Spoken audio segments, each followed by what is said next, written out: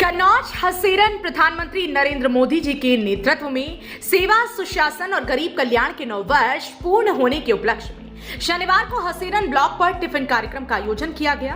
इसमें पार्टी पदाधिकारी व कार्यकर्ता पर चर्चा हुई, साथ ही सामाजिक समरसता बढ़ाने पर जोर दिया गया।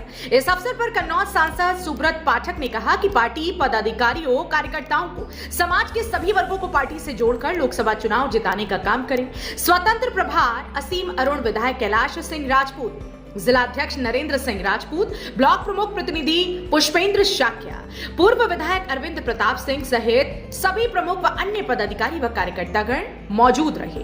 कन्नौज से उपेंद्र चतुर्वेदी की रिपोर्ट। आधार पे हम आपसे अनुरोध करते हैं और आप पूरे इलाके से सभी बहनों भाइयों से अनुरोध करते हैं, मिलकर के भी इस काम को करते हैं कि भारतीय जनता पार्टी ने केवल सरकार परिवर्तन नहीं किया है, पूरी व्यवस्था को परिवर्तित किया है। व्यवस्था में कौन से परिवर्तन लाए? हमारी व्यवस्था की जो कमियां थी, कांग्रेस के लंबे शासनकाल में बहुत खराब नीति आ गई थी, राजनीति के और सरकार के डीएनए में आ गई थी कि हर चीज में पैसा लेना है, कमीशनखोरी करना है, चाहे मोबाइल फोन का ठेका हो, चाहे कोयले का ठेका हो, चाहे हवाई जहाज खरीदा जा रहा हो सेना के लिए, या चाहे दौड़भाग से ताबूत खरीदा जा रहा हो, हर जगह पे सरकार को कमीशन लेना है। ऐसी व्यवस्था सरकार के डीएनए में, पार्टी के उनके डीएनए में आ गई थी। ठीक इसको बदलने के लिए मोदी जी ने बीड़ा उठाया, जो उन्होंने गुजरात के मुख्यमंत्री के रूप में कार्य किए थे, उसको पूरे देश ने पसंद किया। और जब 2014 में प्रधानमंत्री के प्रत्याशी के रूप में भारतीय जनता पार्टी ने उनको प्रस्तुत किया, तो लोगों ने हाथों हाथ उनका स्वागत किया, क्योंकि वो एक बहुत बड़े परिवर्तन का ध्वज हाथ में लेकर चलते हैं। बड़ा परिवर्तन करने से मोदी जी कभी डरते नहीं है।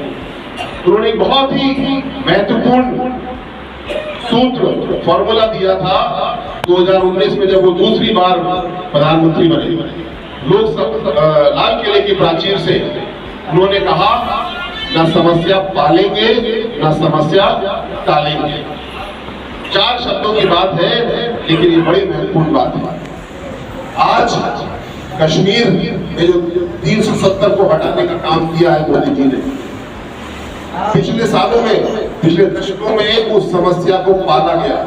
आओ बना के रखते हैं इसको। और आज जब 370 को हटा दिया गया है, तो परसों एक सज्जन मुझे मिले, किरमानी साहब हैं, अपने 4-5 मित्रों के साथ कार से गए कश्मीर, 8 दिन घूम करके आए, और बिल्कुल कोई राजनीतिक बात नहीं, उन्होंने फीडबैक लिया, बोले थे आज कश्मीर का निवासी से चर्चा हुई है। प्रधानमंत्री श्री नरेंद्र मोदी जी के ये जो 9 साल का जो कार्यकाल है, जिसके उपलक्ष्य में हम लोग इस प्रकार के तमाम सारे कार्यक्रमों का आयोजन कर रहे हैं। ये 9 साल निश्चित रूप से भारत की आजादी के बाद ये सबसे स्मरणीय 9 साल हैं। ये 9 साल हमारे स्वाभिमान के हैं। ये 9 साल दुनिया भर में भारत के सम्मान के हैं। ये 9 साल इस देश की सेवा के हैं। ये 9 साल देश में सुशासन के लिए हैं, और ये 9 साल देश में गरीब कल्याण को लेकर समर्पण के लिए भी हैं। और निश्चित रूप से जब भी अब से 200 साल बाद, 250 साल बाद जब इतिहास का जिक्र आएगा, तो इतिहास में प्रधानमंत्री श्री नरेंद्र मोदी जी का नाम स्वर्ण अक्षरों में लिखा जाएगा।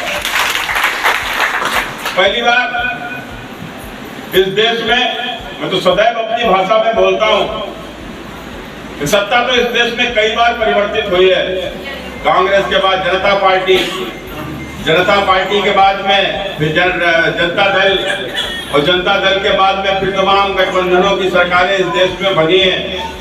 सत्ता तो कई बार परिवर्तित हुई है, लेकिन सन 2014 में पहली बार इस देश में सत्ता का नहीं बल्कि व्यवस्था का परिवर्तन हुआ है। पहली बार इस देश के भीतर व्यवस्था का परिवर्तन हुआ है। जब एक गरीब पिछड़े परिवार में पैदा होने वाला व्यक्ति, जो कभी स्टेशन के ऊपर चाय बेचने का काम करता था, जिसकी माँ पास पड़ोस के घर में बर्तन धोने का काम करती थी, जिसने गरीबी को इतने नजदीक से देखा ही नहीं है, बल्कि गरीबी से संघर्ष करके आके जब देश का प्रधानमंत्री नरेंद्र मोदी बना, इस देश की सरकार को गरीबों के चरणों में समर्पित कर दिया। इस देश के खजाने को गरीबों के उद्धार को लेकर खोलने का काम किया। तो मित्रों बताइए, प्रधानमंत्री जी सदैव एक बात को कहते हैं, उन्होंने पहले भाषण में अपने कहा था कि सरकार वह है जो गरीबों के लिए सोचे, सरकार वह है जो गरीबों के लिए कुछ करे, या सरकार गरीबों के लिए समर्पित सरकार है, यह सरकार शोषितों की सरकार है, यह सरकार वंचितों की सरकार है। और आने वाले वर्षों में सरकार इस देश से गरीबी को समाप्त करने के लिए काम करेगी।